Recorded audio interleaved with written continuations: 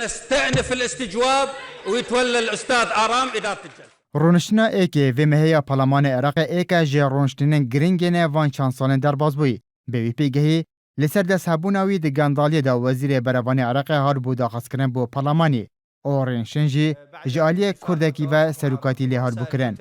آرام شیخ محمد نه رول سروکی پارلمانی بینتن چونکو درنشنا ایکی و مهدا سلیم جبوری سروکی پارلمان عراق به صدام تهمت بارکناوی به گندالیه جالی وزیر بروانی و لرنشتن چودر و اوراگهاند هیا به توانی خواه نسل مینیتن نوگریت سر کرسیا پارلمانی. پشتی جهلانا رنشتنه آرام شیخ محمد جگری دوام سروک پارلمانی رول سروک پارلمانی ورگرد او دریجی به رنشتنه دا. عوادی که ایک جه پارلمانتارن تفگر صدر او برهفبوی رنشتنه بوراگهاند آرام شیخ محمد به آلی سرداری کریه.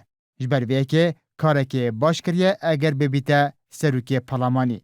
17 میسون دملوجی سروکا لجنه روشنبیری و راگهاندنه لپارلمان عراق آماجه پیکی کرده. در رنشین دا چندین فراکسیونان بزاف کرن پروسش کستنه پیبینن. لی آرام شیخ محمد گهداری وان فشاران ندا و درجی به رنشین دا. لگوری زانیارین این آرتیجی دنهادا کمدنگیک نوا پارلمانتاران دا دروز بیه.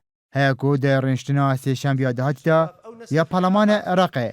پارلمان هر جه آلی آرام شیخ محمد و سروکاتی و بهته کرن. اوجی دمکی ده همام حمودی جگری ایکمی سروکی پارلمانی و لگوری پیرو نفوی پارلمانی جی ده حالت برف نبونا سروکی پارلمانی اگر جگری ایکم برهوی رینشتنه بو او جه سروکی پارلمانی دگریتن.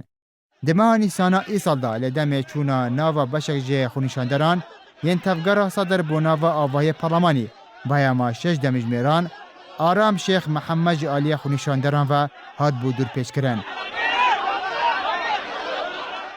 آرام شیخ محمد در بجاتنن 3 نیسان سال 2014 یا پارلمان عراق سروک لیستا گوران بو و بدزوائینا 105,614 دنگان بو اندام پارلمانی و لسر آست عراق سیم دنگ دستخوانی و پشرا لسر پشکا کردان بو جگری دوام سروک پارلمان عراق.